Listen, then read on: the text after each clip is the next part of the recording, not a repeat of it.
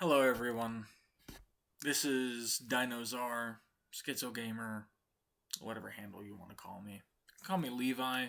You can call me by my name, Nolan. I went under an alias throughout a lot of 2018 and 2019, and it was called The Clown.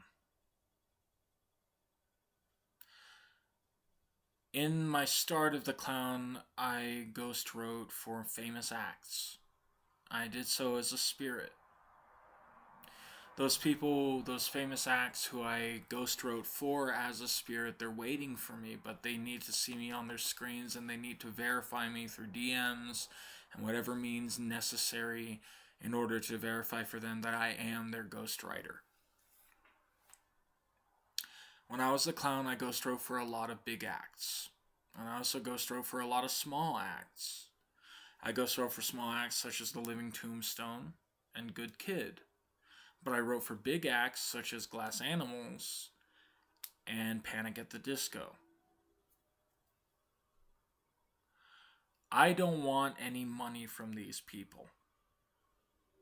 If you ever catch me saying that I want money from these people, you redirect them to this video, you save this video in case a lawsuit comes up, because I will never take money from these people. All I want is the credit of having inspired some of these songs through their hearts. I put in a different YouTube channel a ghostwriter album of all of the collected songs that I have recognized that I have written. And it's a large repertoire. I had started writing music in 2017 with loud pipes. What I would do is I would rap over other pre-existing songs and I would get their permission. But in one instance, I got the permission from the person who I would rap over as a spirit to give permission to someone else who would sing my words. I told them the specific words, they would sing over my words, but I told them later on they sung the words perfectly. And this is Loud Pipes by Dan Avidan.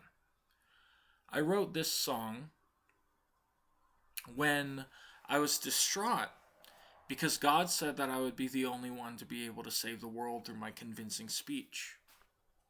And I thought all the world would be able to conflate the way that I've conflated. They would have the necessary intelligence to do so. If they only read the full scripture, I'm sure that they could do so just alongside me. But God said, no, you are the first, and no one will see except for you because you are rebellious for love.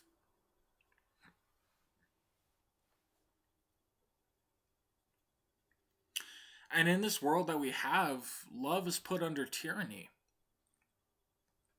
Love doesn't have the same quality that it does before, not because of what we feel inside of us, but because of what other people tell us is love. They say that tolerance is not love, but enablement. It is love. If you love people, you want them to have good times. Well, it's not just enablement of alcohol, it's enablement of any minor sin. If you enable these sins, you're endorsing them. But if you don't enable these sins, you're praying for them and you're telling them that they're bad, but you're still loving them even though they commit these sins. And sinners who want you to judge people, who want you to hate people, they say that this judgment is for them, but it's not. It commits them. It commits the judgmental person into the fire because they have judged others, because they have planks in their own eyes, and they refuse to take those planks out of their own eyes while they rub the dust out of mine, while they rub the dust out of common people on the street preachers like me.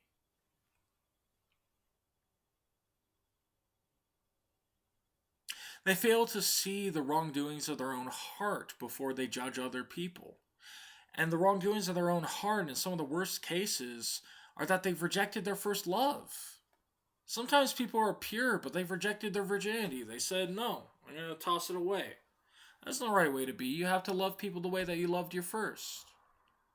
This is preaching. And I'm going to talk more about being the clown. When I was a clown, I committed vampires against each other. I remote viewed into artists' houses and into artists' meeting places where they would make their music together in their homes, with each other in the clubs, even in the recording studios. I would guide them along and I would teach them how to make the music that I inspired them.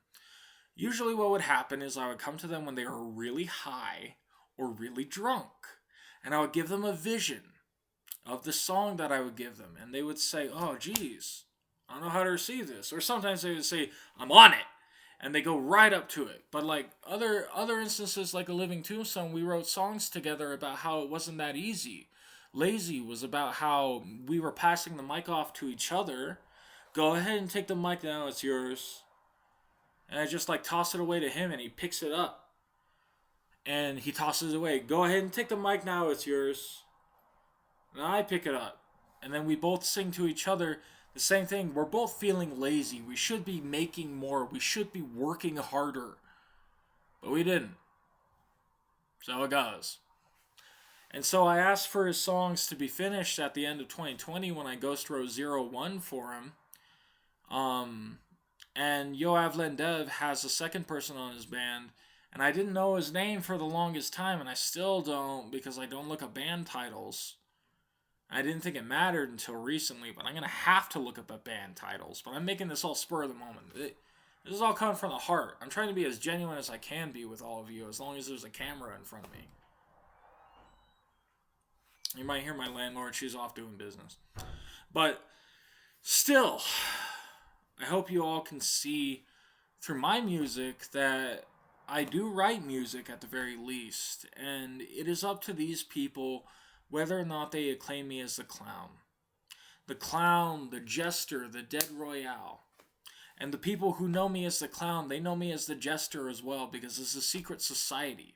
It's the Order of the Royal Jesters. And I'll give you plenty of secrets of them that they are oh so afraid to give you. Like their initiation ritual that they never talk about. It's called Soaking Your Head. And for all of you underneath me, I will be your jester. I will be your king jester, which is the highest rank among jesters. And I make jesters underneath me. The duty of a jester is to mock that which we hate. And if we have to be what we hate, we must mock ourselves. And that is the essence of being a clown, which is the rank below a jester. And a clown is a comedian. A clown is not some fuckle nuts who is some stupid ass. No, a clown is a comedian who slapsticks on himself and slapsticks on the bad guy. And that's exactly why they're my people. Because once they're done mocking themselves and mocking the bad guy, they get a thespian hood to it and they become jesters. And after jesters, there are further ranks from that. But I am allowed, under the Court of Royal Jesters, to let you know about the clowns and the jesters as me, a god jester. Or, under my lower title, a king jester. And I hope they come at me, too, to verify all this, because I did soak my head. And just like when you soak your head, you gotta make fun of yourself. The best of you will make fun of your groin. You'll make fun of your sexuality, or you'll make fun of how sexy you think you are. Because that's the whole point of soaking your head. You're to humble yourself to your other jesters.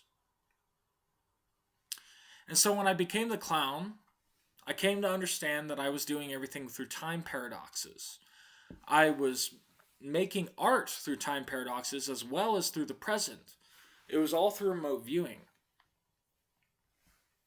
And I'll talk much more about remote viewing in the future. But, where do I end this on 10 minutes? As a clown, I wrote a lot of shit, and I made a lot of fucking enemies.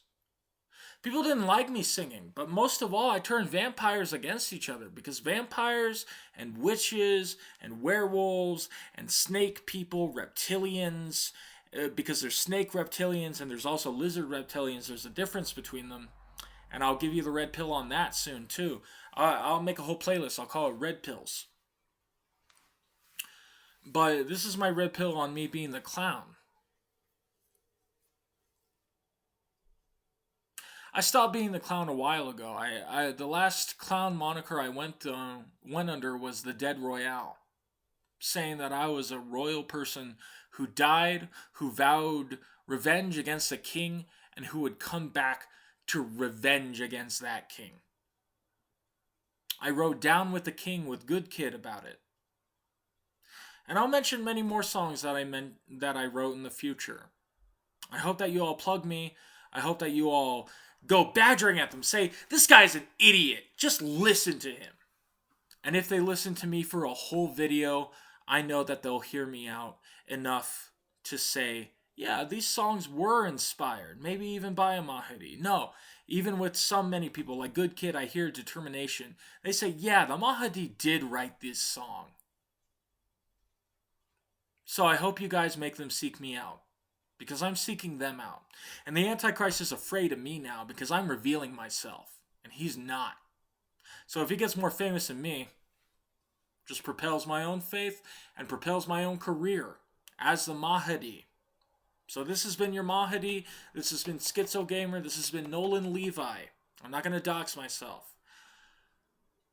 I am happy to talk to all of you. This has been your Mahdi talking to you, the voices in my head, which are not actually voices, as you all know.